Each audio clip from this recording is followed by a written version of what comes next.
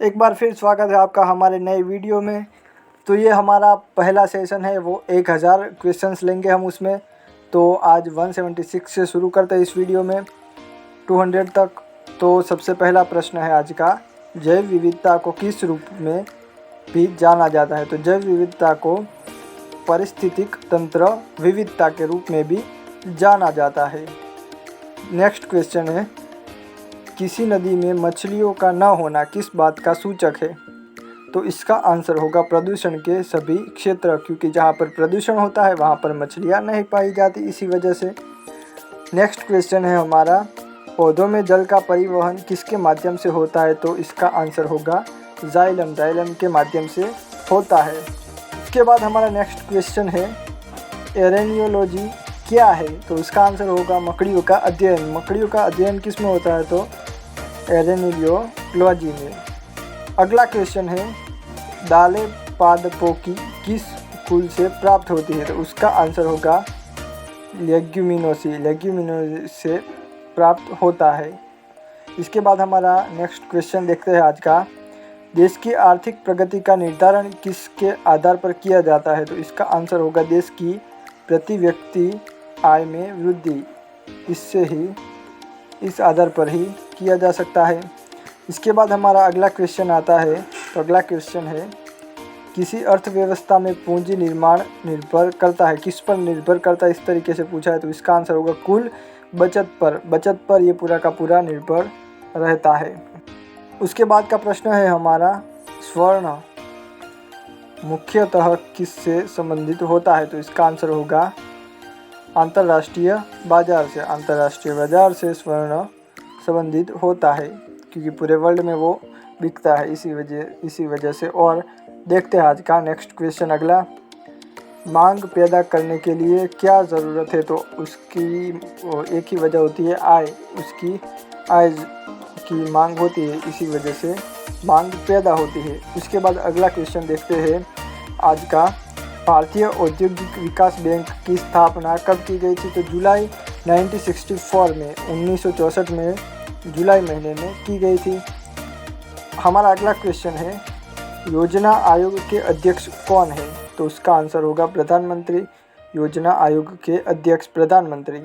उसके बाद हमारा अगला प्रश्न है, वाणिज्य बैंकों द्वारा भारतीय रिजर्व बैंक के पास रखे गए संविधिक न्यूनतम से अधिक रिजर्व कहलाते हैं। तो क्या कहलाते हैं? तो वैसी रिजर्व। उसके बाद हमारा अगला प्रश्न आता है, मुद्रा आपूर्ति किसके द्वारा नियंत्रित की जाती है? तो इसका आंसर है भारतीय रिजर्व बैंक, क्योंकि ये इस बैंक से सारा का सारा हैंडलिंग होता है, इसी वजह से। और अगला प्रश्न देखते हैं आज का। तो प्रश्न है, स्टैगफ्लेशन स्थिति क्या है? तो स्टैगफ्लेशन स्थिति है गतिरोध और मुद्रास्फीति की स्थिति। अगला प्रश्न, आर्थिक लाभ तथा सामान्य लाभ किस रूप में लगभग एक से है? तो वो होता है अनुकूलतम लाभ। अनुकूलतम लाभ होता है उसमें ये सेम होता है, यानी कि दोनों को ठीक लगे वो। अब अगला प्रश्न आता है हमारा, संतुलन स्तर बिंदु वह है जहाँ, तो क्या है? तो कुल आय कुल आगत के बराबर हो। कुल आय और कुल आगत बराबर हो, वहाँ पर होता है। अगला प्रश्न, बाजार कीमतों ने निवल राष्ट्रीय उत्पाद का एक और नाम क्या है? तो उसका होगा राष्ट्रीय आय। इस वाले वीडियो में सब इसी तरीके के प्रश्न हैं।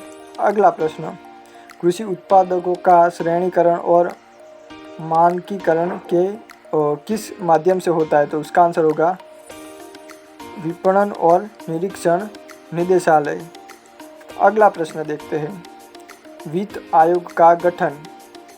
तो उसका आंसर होगा 5 वर्ष में एक बार होता है।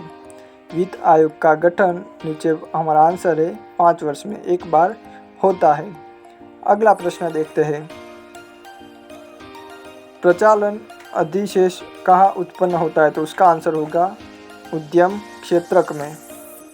उसके बाद हमारा अगला प्रश्न आता है, मोनालिसा का सुप्रसिद्ध चित्र किसने बनाया था? तो उसका आंसर होगा Leonardo da Vinci. Leonardo da Vinci ने यह चित्र बनाया था। हमारा नेक्स्ट क्वेश्चन है, कथकली नृत्य का प्रचलन किस राज्य में है? तो केरल में इसका प्रचलन है। केरल आएगा आंसर। अगला प्रश्न है, कौन सा लोक जनजातीय नृत्य उत्तर प्रदेश से संबंधित है? तो इसका आंसर होगा सौरा।